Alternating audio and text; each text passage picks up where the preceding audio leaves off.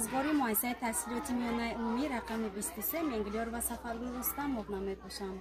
چگونه معلوم است که تاریخ روزهای 16 17 18 می سال 2022 با طریق یوتیوب و با شبکه‌های اجتماعی، تلفن‌های موبیلی و در آینه نیلگون آگاهی پیدا نمودیم که در ولایت مقدار کوهستانی بدخشان خبرهای تشویش‌آور و رسانیده شد. تاجیکستان عزیزی ما صلح و ثبات استقلالیت را در دوام 30 سال به دست آورد. البته این استقلالیت به آسانی به دست نآمده است.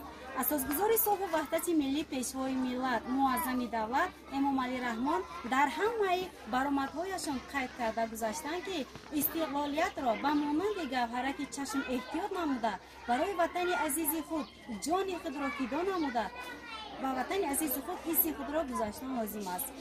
شخصانی که برای وطن عزیز خود خیانت میکنند، نامطلوب خبرهای جمعیت آسایش آرامی را ویران میسازند، البته آنها در نزد قانون جوابگو میباشند.